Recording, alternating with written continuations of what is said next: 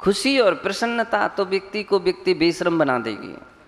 गलती भी करते जाओ और बोलो हाँ हमको तो पश्चाताप हो रहा है, हमको तो बहुत पश्चाताप हुआ है, हम तो पश्चातापी में डूबे हैं। तुम्हारी भाषा ही समझा रही है, बतला रही है कि आपको कितना पश्चाताप हो रहा है। पश्चाताप की रूप ही एक अलग रहती है। तो मैं कहना चाहता था कि पश्चाताप भी कोई चिंता नहीं है। पश्चाताप खेद तो है, लेकिन सुधार के भाव हो उसके अंदर में भरे हुए हैं, इसलिए वो संक्लेशता तक नहीं जाती हैं, बस सावधानी पर जाती हैं। संक्लेशता पर ले जाने वाली नहीं, सावधानी पर ले जाती है बंधो। इसलिए पूज्य आचार्य महाराज कहते हैं कि इस सारी बातें तो होना चाहिए, लेकिन चिंता नहीं होना चाहिए, चिंतित नहीं होना चाहिए। चिंतित वो होता है जिसके पास विवेक नहीं होता, जिसके पास ज्ञान नहीं होता। तो वो चिंता के कारण जो वर्तमान में और लाभ होना चाहिए था, धर्म ध्यान के द्वारा, विशुद्धि के द्वारा, शुभ भावों के द्वारा, वो लाभ से और वंचित रह जाओगे। क्यों? चिंतित व्यक्ति धर्म ध्यान में मन नहीं लग सकता उसका। जो चिंतित रहता है हमारा इच्छा नहीं, हमारी अभिषेक करने की इच्छा नहीं। आप देखो जब कोई चिंतित होता है ना, हमारी इच्छा ही नहीं हो रही, हमारा मन ही नहीं हो रहा, स्वाध्याय में मन ही नहीं लग रहा है, समझ ही में कुछ नहीं आ रहा। कैसे समझ में आएगा, कैसे मन लगेगा, कैसे पूजा के भाव बनेंगे? हो ही नहीं सकते हैं बंधो। इसलिए पूज्याचार्य महाराज साधुओं के लिए भी कह रहे हैं कि हे योगी, जो ये हे योगी चिंता मेल लही, तू चिंता को छोड़। क्यों? जैसो टुट्टई संसारो, चिंता छूटे तो संसार छूटे, और चिंता बनी रहेगी तो संसार परिभ्रमण बना रहेगा। जैसे साधुओं के लिए चिंता त्याज्य है, गृहस्थों के लिए भी चिंता त्याज्य है। कितने सारे गृहस्थ ऐसे रहते हैं चिंताओं के कारण सूख जाते हैं। चिंता के कारण भोजन नहीं रुचता, भूख नहीं, भोजन नहीं करते, टाइम पर सोते नहीं, नींद नहीं आती, और भी समस्याएं रहती हैं। हालांकि चिंता और चिंतन के दोनों एक जैसी रूप हैं। चिंता करने वाले को भोजन नहीं रुचेगा, और चिंतनशील व्यक्ति को भी भोजन नहीं रुकता है।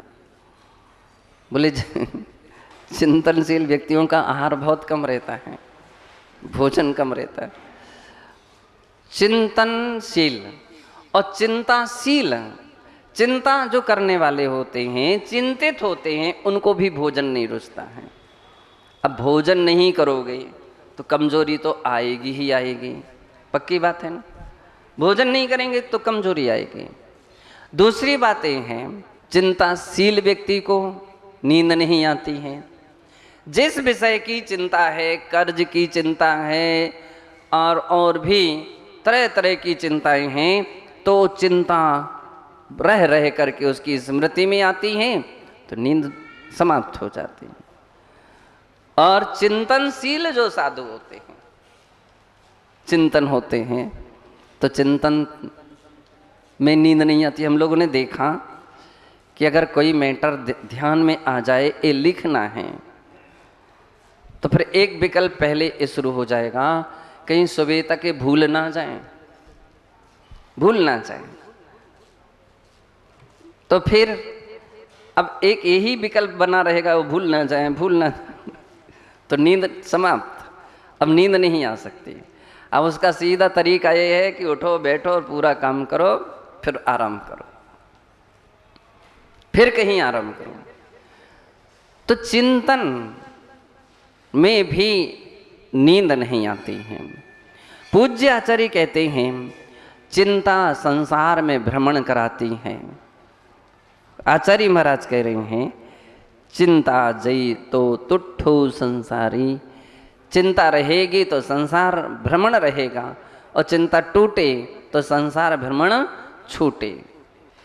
चिंता संसार का कारण है, लेकिन चिंतन संसार का कारण नहीं।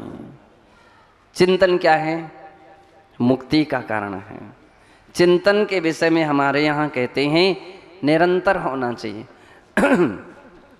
अनुप्रेक्षा किसे कहते हैं? अनुप्रेक्षा यानी चिंतन।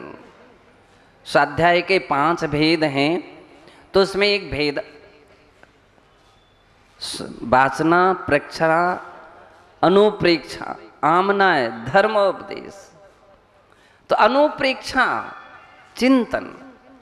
चिंतन का सीधा अर्थ है भावना, और भावना का अर्थ है जो बार बार भाई जाए।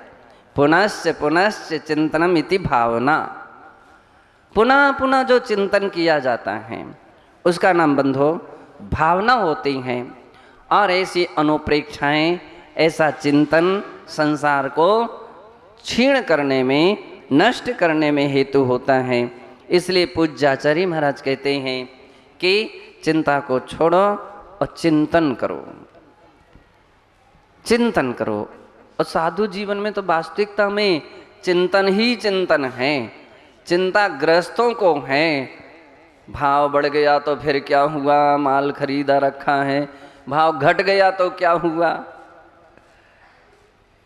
फिर क्या होगा, कर्ज बढ़ गया अब कैसे चुकाएंगे, कैसे चुकाएंगे, कब चुकेगा। चिंता है। लड़की शादी के लायक हो गई, अब खोजना है, लड़का खोजना है, चिंता है।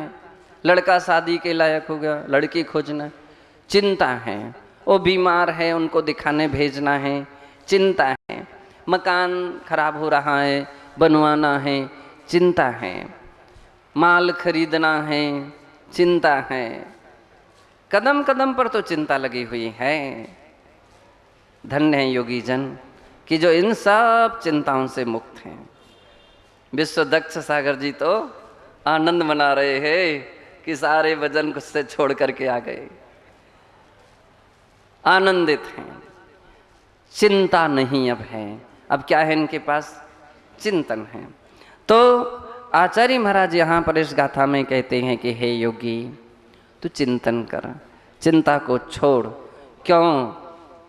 चिंता संसार का कारण है, संसार में भ्रमण कराने वाली है, अज्ञानता का प्रतीक है। अज्ञानी प्राणी चिंताओं में डूबे रहते हैं निरंतर।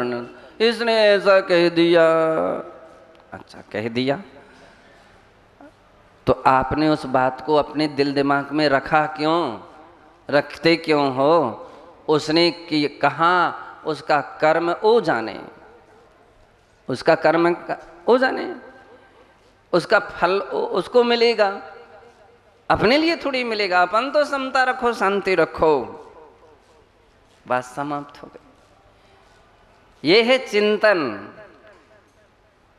उसने हमारा आदर नहीं किया, सम्मान नहीं किया, ठीक है। वो आदर करते तो लाभ किसको होता? अपने लिए होता कि उनको होता? उसको होता ना। हमारा तो कुछ नहीं गया, उसने आदर नहीं किया तो हम क्यों इस सब सोचते बैठे? ये अभिनय करता है, आदर नहीं करता है, सम्मान नहीं करता है, विनय नहीं करता है। छोड़ो इन बातों को। अपन तो ये सोचो, करे तो हमको लाभ नहीं हो, नहीं किया तो हमारा घट भी क्या गया? अपना कुछ भी तो नहीं घट रहा है ना। तो अपना कुछ घटा भी क्या है? ऐसे साधु जन चिंतन करते हैं, इसलिए उनका ज्ञान सार्थक और सफल हो जाता है। जिनके पास ऐसा चिंतन नहीं रहता, वो आप देखो एक एक बातों पर बैठे रहते हैं। अगर अपन सुनने बैठ जाएं तो दिन रात सब एक बराबर हो जाए। 24 घंटे में भी, 48 घंटे में भी वो बातें किसी की पूरी नहीं हो सकती। बहुत सारे लोग बोलते महाराज समय तक नहीं देते। हम क्या करेंगे समय दे करके? 2 मिनट में आप अपनी बात करो, फुर्सत। आलोचना करो फुर्सत। अब एक संसार की कथा कहानी बंद करो, इससे कोई फायदा नहीं है। चिंतन आपका इन सब बातों से मुक्ति दिलाएगा, ऐसा चिंतन होना चाहिए। मैं बीमार, मैं बीमार, मैं बीमार। कौन सा ध्यान चल रहा है? कौन सा ध्यान? आर्तत ध्यान। और आर्तत ध्यान में कौन? पीड़ा चिंतन। पीड़ा चिंतन नाम का आर्तत ध्यान। महाराज क्या करूं, बुखार है, तकलीफ है, परेशानी है, चलते नहीं आ रहा। अब वो व्यक्ति उसी दिल दिमाग में घूमा बैठा हुआ है। अब उसकी हालत, बोलने का तरीका, बैठने का तरीका, चलने का तरीका, सब। भैया मनोवैज्ञानिक एक चिकित्सक हैं, मनोवैज्ञानिक चिकित्सा बतलाते हैं कि आधी बीमारी तो व्यक्ति बीमार मानने से बीमारियां हो जाती हैं।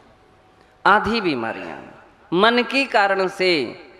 मन स्वस्थ है तो शरीर रोगी होने पर भी निरोगी हो सकता है, और जिसका मन ही अस्वस्थ हो जाए तो स्वस्थ शरीर भी अस्वस्थ हो जाएगा।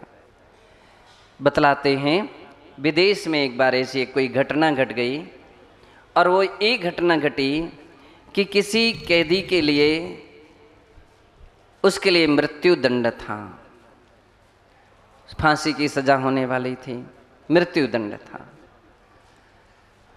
कोई शोध करने वाले, रिसर्च करने वाले ने वो मैटर अपने हाथ में लिया, और अच्छी बात है कि उनके लिए वो मैटर दे दिया गया। तो अब तरीका उनको चेंज करना था, फांसी की सजा ही नहीं, दूसरी तरीके से भी उसको सजा वो पूरी की जा सकती है। तो बोले क्या सजा की गई? तो उसको एक कोठरी में बंद किया गया, और उसकी आंखें बंद, पहले आंखें बांध दी गई, आंखें बांध दी गई, और उसके सामने क्या किए गए?